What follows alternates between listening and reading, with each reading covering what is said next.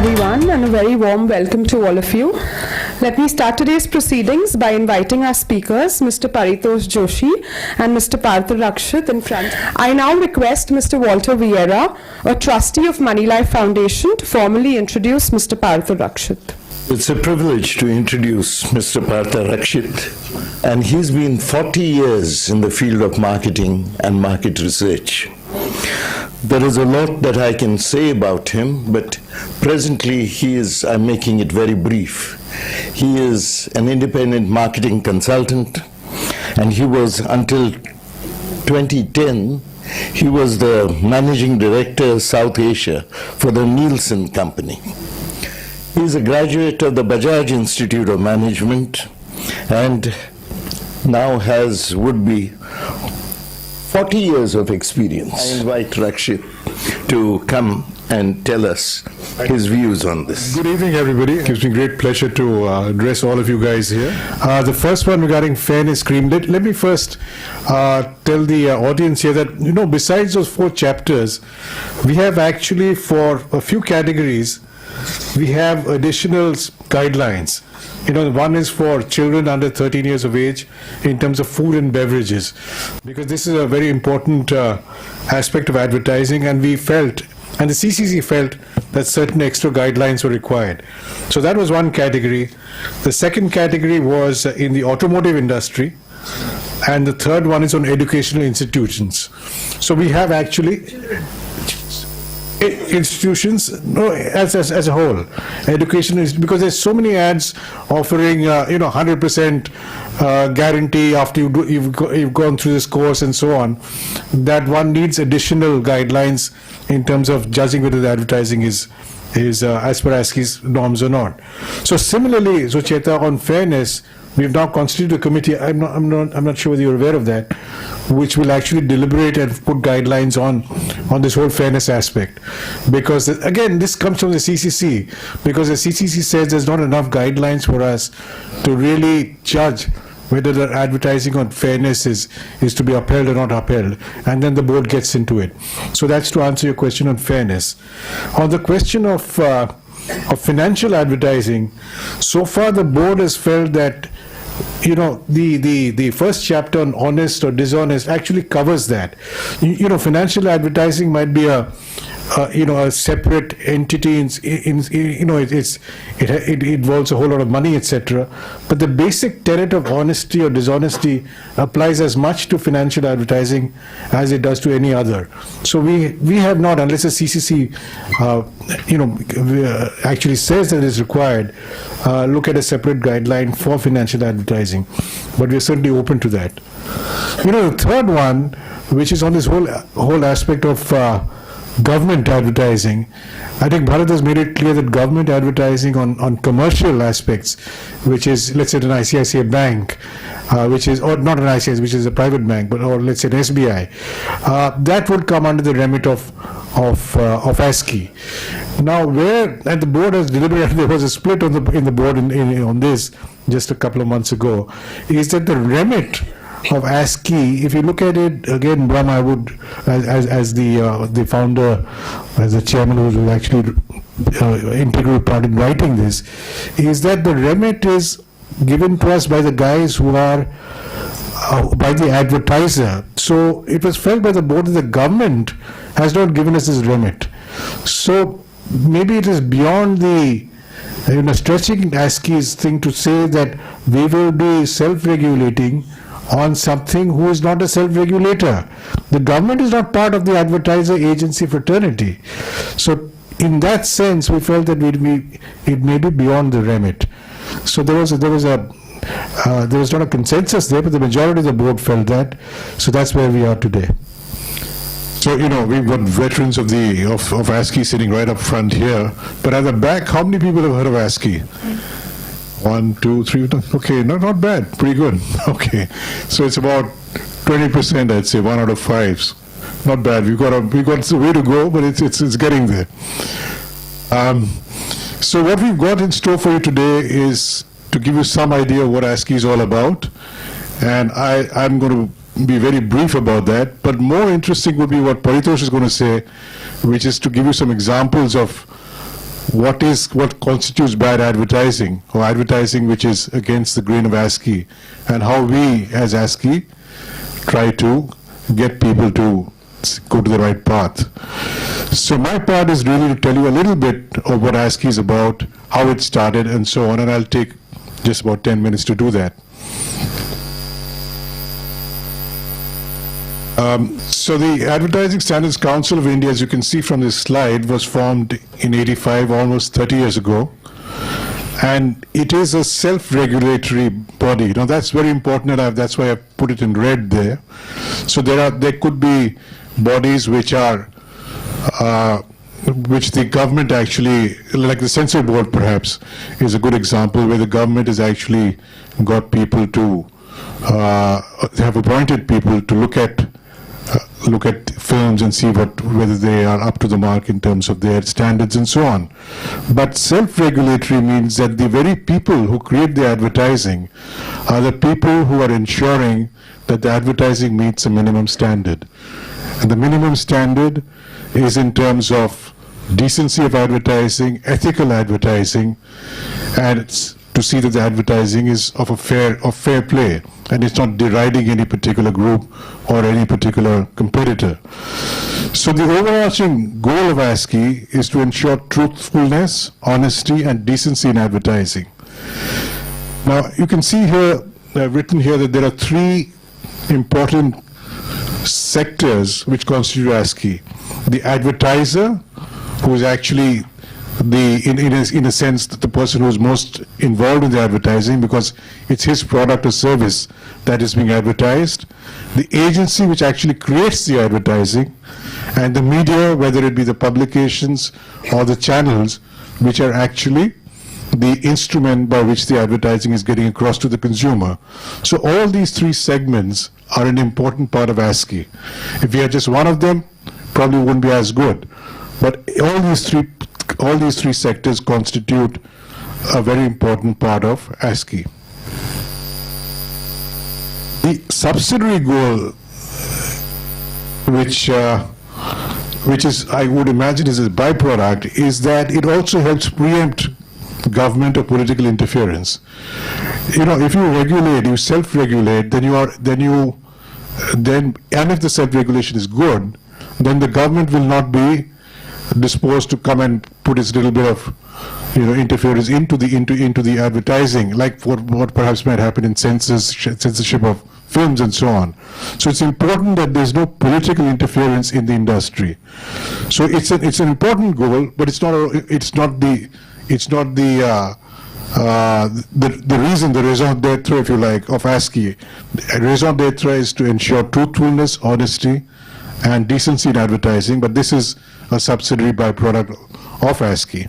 And the fact that for 30 years we've been able to survive without political interference, I think is kudos to the good work that ASCI has been doing. Now, in terms of breaking this up, what I've shown you in the first slide in terms of decent, honest advertising, we have four chapters, and that's written in those 4 bullets there. The first chapter, be truthful and honest, and do not mislead consumers in terms of the message that you're delivering. Second is to be decent in terms of advertising. You could be truthful, but you could say it in a very indecent way. So that's something which we will be looking at. Third is not to promote unsafe products or depict unsafe actions. For instance, you might have seen some advertisements of motorbikes, etc., where the rider is riding it in such a dangerous way that kids may be persuaded to emulate that kind of action. So that's dangerous, and that's something that ASCI would frown upon. And the fourth one is to ensure fairness in competition. So while you're promoting your product, you really don't want to deride your competitor, although you're free to give facts about the competitor. I'm not going to go into big details about all these 4 because I want Paritosh to do that, but just to give you an overview of what ASCI is all about. Now, in terms of the structure, ASCI has 2 main components. The board of directors, which comprises those 3 segments that I told you about, the advertiser, the ad agency, and the media. And the fourth one is allied professions, people like myself in the market research industry, or people from educational institutions, or people from the PR profession. These people would be constituting the fourth segment of ASCI in terms of the board of directors. But it's important, although we have people, constituents who are really interested or interested parties in advertising, that the advertising complaint, when it's judged or when it's in front of the Consumer Council, they should not be vested interests totally who are looking at the ad. So it's important that we have people from civil society as well, people like we've mentioned here, advocates, heads of companies like the IIT, chemical engineering, and activists and social entrepreneurs. These people are, I would say, would be more unbiased, and they would also form part of the lay public.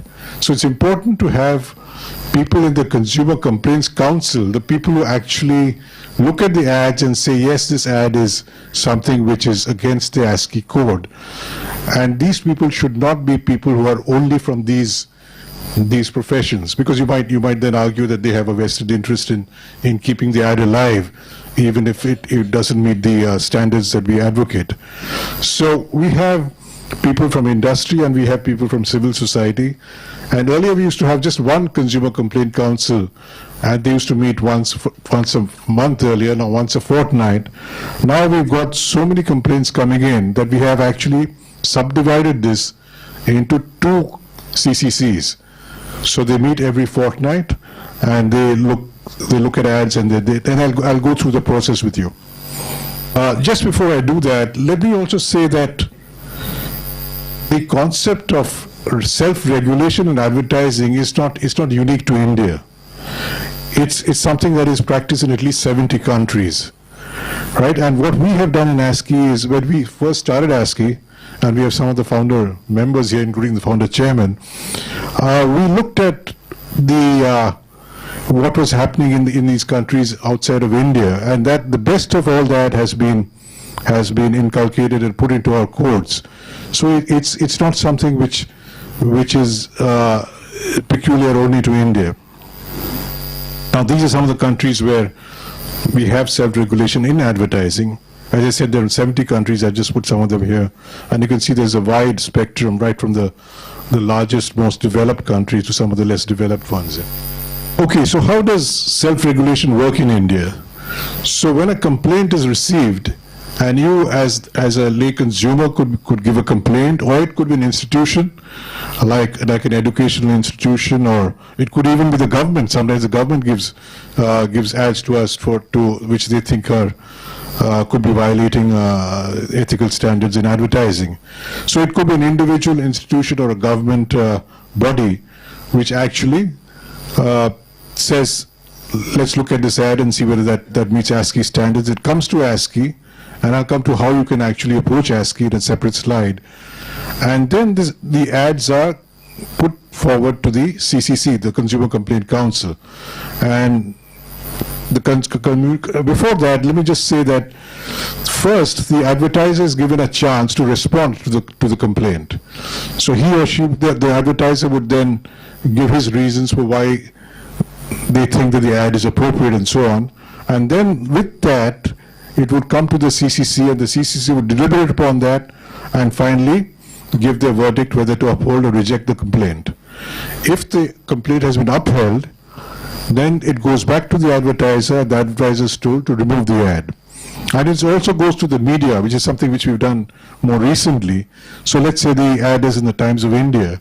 So besides notifying the advertiser, we would actually notify the publication and get the publication's help in removing the ad as well.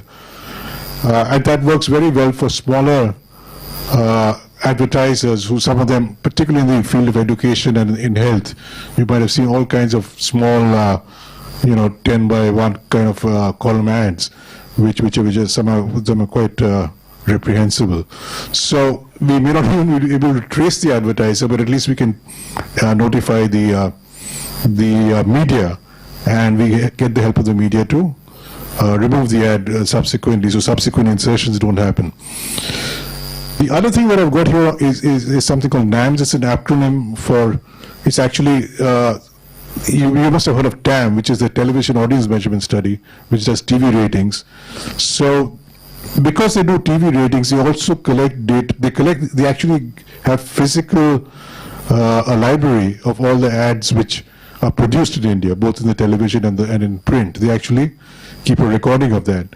So we've got NAMS to actually go through ads which are produced every month, and we've given them the ASCI code of conduct, and there are guys sitting there who actually sift through these ads, and they actually shortlist the ads which they think, and we've trained them to do that, they think would not meet ASCI's ethical standards.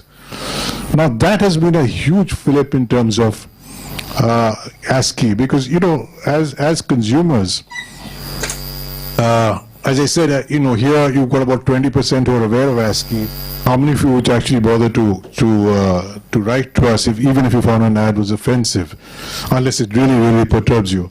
So besides consumers writing to us, we've now got a more proactive way of finding out whether ads are meeting ASCI standards and all through NAMS. So NAMS actually sifts through these ads every month. They give to us a short list of ads which they think are not appropriate, and then we have the CCC actually deliberate on those ads. And I'll show you the figures pre-NAMS and post-NAMS in terms of how the ASCI ads, the complaints have increased so tremendously.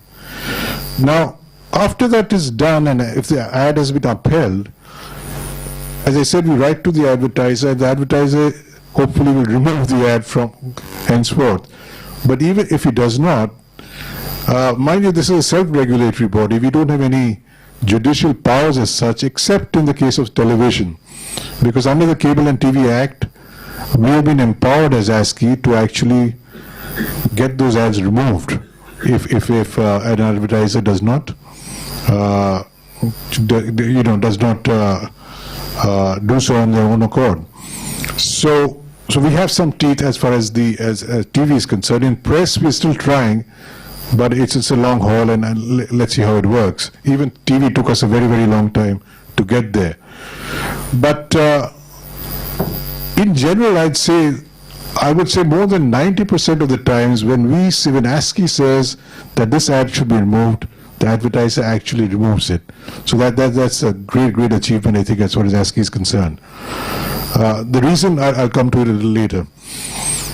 So that's the process. I think it's fairly clear, and Paritosh might elaborate on this something, but I think in terms of action, in how you can approach ASCI to complain, I've got this in the slide. There are 3 ways you can do this. You can actually ring up, and I think we've circulated a small flyer here which actually gives you these details. You can actually ring up toll free and we will accept your complaint, or you can send an email to us, or you can write a letter to the Advertising Standards Council. Once you've done that, we will acknowledge your complaint. We will actually give you a tracking number, and we will post to you every couple of weeks what's happening to for the complaint.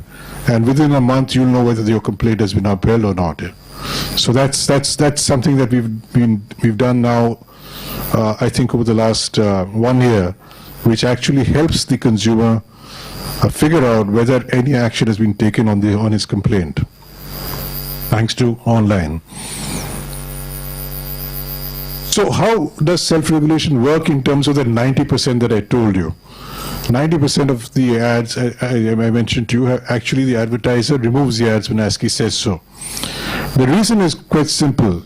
We have a huge number of members in ASCI, currently 350 members, and 2/3 of the value of advertising in India is released by our own members. So when you have an ad which ASCI has upheld in terms of the complaint belonging to one of our members, it's much easier to get action done. And because we have all the top advertisers, every single advertiser that is anybody in terms of advertising, whether it's FMCG or whether it's durables or services, we're all members of ASCI. It's only the tail which is your fly-by-night operators who are not members of ASCI. So it's much easier to get compliance because they are members. And I think one of the reasons we've been able to do this is because as the ASCI model, I must say, is something which I don't think is something which is there in all industries in India. We have the very top, in terms of whether it's P&G or Levers or what have you, it's the CEOs who are actually participating quite actively in ASCI, either in the board of directors or at the CCC. So when you have that top level engagement, it's much easier for the action to percolate down. So that's been a tremendous reason for ASCI's achievement, because we've got the guys, the top, who are backing ASCI within every industry. So we have 2/3 of the value of advertising released by all advertisers, agencies and media are our members. Of course, the code is applicable to all, and it's funded entirely by the member subscription. There is nothing from the government. So depending on the turnover of the company, whether it's a large company, they pay more, if it's a smaller company, they pay less, but it's entirely funded by the members who are the ASCI members. Now, I was just telling you about NAMS, the National Advertising Monitoring Service. So, because it monitors such a humongous number of ads which come out every month, you can see in the slide that it monitors 45,000 new ads appearing in all leading newspapers. And that's a mind-boggling number. And 1,500 TVCs every month. So because of that, we are able to get much more in terms of ads which could perhaps be misleading or dishonest or indecent. And when you look at that in terms of what has happened to ASCI post-NAMS, you can see that the number of ads that we adjudicate on has increased several-fold. So pre-NAMS, 2010, 2011, 12, the first row there is basically complaints from the lay public or from intra-industry or institutions. And that, of course, also has increased from 190 to 176 to 205 and gone up quite a lot in this current year. But NAMS has given a different dimension to ASCI. So we've got 579 ads in the 9 months since it started in June 2012. And this year we've got 953 ads. So there's a total of 1,500 ads that we've adjudicated on in the last 1 year. So I think this is a tremendous achievement. I haven't got a comparison with other countries where there is a similar self-regulatory body, but we've I think been one of the people who've been the torchbearers of advertising regulation across the world. And I don't want to boast about it here in this forum, but we've also got several prizes as a result of that, and perhaps Alan towards the end can give you a breakdown of what we've achieved in that front. So without any further ado, I'm going to ask Paritosh to actually